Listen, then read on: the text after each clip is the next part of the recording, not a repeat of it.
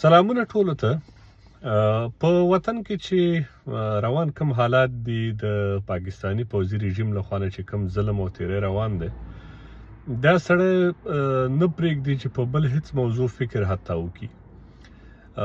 خو ځینې نورې مسلې هم داسې دي چې خبره کول پرې پکار وي او موږ او تاسو بدبختانه داسې عادت شوي یو اوس چې که څنګ ته مو جنګ هم روان وي خو هغه زموږ ژوند چارې هم ورسره روانې وي. عادت شوي و تر ډیره. د کرکټ موضوع ده.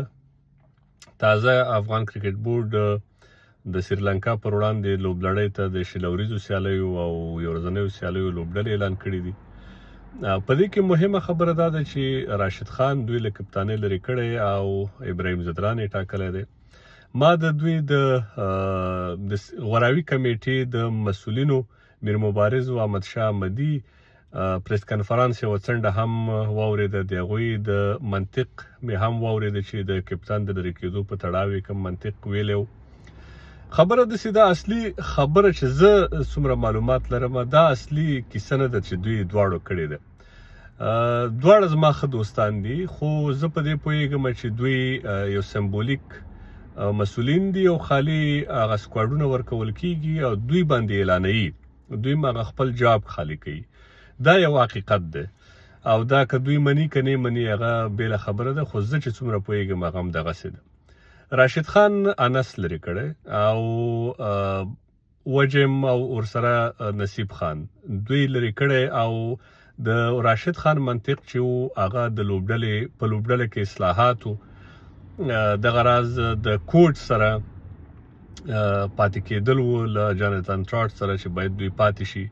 خو په هر صورت اصلاحات داسې وو چې په لوبډله کې ځینې تاسو به لیدلي چې په نړیوالو جامونو کې هم راشد دا خبره کوله چې افغان لوبډله په میډل آرډر کې اړتیا لري، افغان لوبډله په فاست بالینګ کې اړتیا لري. دا هغه څه وو چې په دې باندې دوی ډېر ډسکشن کړی د ډېرو لوبغاړو په سر، خو د راشد خبره هلته نه ده منل شوې. دا یوه مسله وه. بیا هم زه وایم چې په د اسیا کې په ځانګړې توګه د کپتان لرې کېدل او راوستل دا ډېره عادي خبره ده او ډېره عامه کیسه ده. د سریلانکا په هر ټور کې کپتان بدلوي، پاکستان یې په هر ټور کې بدلوي، همدغسې انډیا ته هم وګورئ. شوبمن ګل کپتان دی، کله په لوبو کې ناست او کله بیخي چانس نه ورکوي. ما ته دا خبره مهمه نه ده، خو خبره دا ده چې ریپلیسمنټ چې څوک راځي هغه باید د دې وړتیا ولري چې هغه کپتان شي. نو ډاوټ ابراهیم ځدران ورلډ کلاس پلیر دی، خو په ون ډے او ټیسټ کې په کار دا و چې ابراهیم ځدران د ون ډے کپتان ټاکل شوی وی، ځکه موږ په ون ډے کې سټرګل کوو. موږ ون ډے کپتان چې دی هغه د دې وړتیا نه لري چې هغه د لوبډلې کپتان پاتې شي یا په لوبډله کې دی پاتې شي.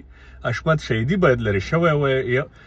یعنې دومره بدبختي ده د یو چا چې په ټیم کې ځای نه جوړېږي هغه ستا کپتان دی، او یو سړي چې ستا ټیم سیمی فاینل ته رسولی د ټي 20 ورلډ کپ سیمی فاینل ته ستا ټیم رسولی و، هغه بیا ښه کپتان نه شو او هغه ته بیا داسې غیر منطقي دلایل وړاندې کېږي چې یاره موږ دغه ورلډ کپ کې ریزلټ وکته او په ټول ورلډ کپ کې بهترین میچونه د افغانستان ټیم وکړه، که د ساوت افریقا خلاف یې وکړو که د نیوزیلینډ خلاف یې وکړو.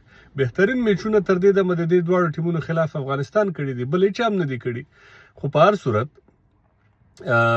ابراهیم ځدران چې دی هغه ته په کار ده یا په کار و چې اول هغه په ټي 20 سکواډ کې خپل ځای ځان ته جوړ کړي. هغه چې په کم سټرایک ریټ سره په ټي 20 سکواډ کې لوبېږي، زه فکر کوم چې هغه کرایټیریا دا نه ټچ کوي، په ټیم کې د لوبېدو کرایټیریا نه ټچ کوي. زه د کرایټیریا خبره کوم چې کرکټ بورډ ټاکلې ده. په 120 سټرایک ریټ سره ته ټیم کې د اوپنر په توګه نشي لوبېدی، حق دې نه جوړېږي. او که بیا دې اچوي د ټیکنیک پر اساس چې ته ښه ټیکنیک لرې نو ته باید دا امپروف کې په تېرو 3-4 کالو کې باید ته دا امپروف کړی وی یا دا دې ښودلی وی چې ته یې وړتیا لري. زه د ابراهیم په وړتیا کې هېڅ شک نه وینم، خو په ټي 20 سکواډ کې لا ځای نه دی، لا یې خپل ځای نه دی پوخ کړی، نو کپتاني لرې خبره وه. که ګربز کپتان شوی وی زه به نه وی خفه، که عظمت الله عمرزی کپتان شوی وی زه به نه وی خفه، ځکه هغه د ټي 20 بیسټ پرفارمران دي. نور په نوره لوبډله کې چې اوس منطق دلته د سړی احساساتي شي. شاید کمال ستا په ټي 20 سکواډ کې لوبېږي، سړی دې ته حیران پاتې شي چې او اجاز احمدزی به یې تا په ریزرفو کې وي. دا زموږ د سلیکشن کمیټې هغه منطق دی چې دوی کاروي چې په کوم منطق یې دوی دا لوبغاړي لري کوي او حشمت ځکه نه لري کوي چې وایي حشمت یو کال ورلډ کپ ته پاتې موږ پریپریشن کوو ولاکه حشمت تا ته په دې یو کال کې یعنې په ورلډ کپ کې خو ته خو یې هم نشي ګټلی خو د حشمت په شتون او نه شتون کې د افغانستان په ټیم هیڅ اثر نه پرېوځي حشمت یو ډېر مهم سپاټ نیولی او دغه سپاټ کې موږ ډېر ښه پلیران لرو چې هلته ولوبېږي او ابراهیم ځدران د اوډیای سکواډ د کپتانۍ ډېره ښه وړتیا لري او ډېر ښه حقدار یې دی باید هلته د کپتان ټاکل شوی وی نه په ټي 20 کې مننه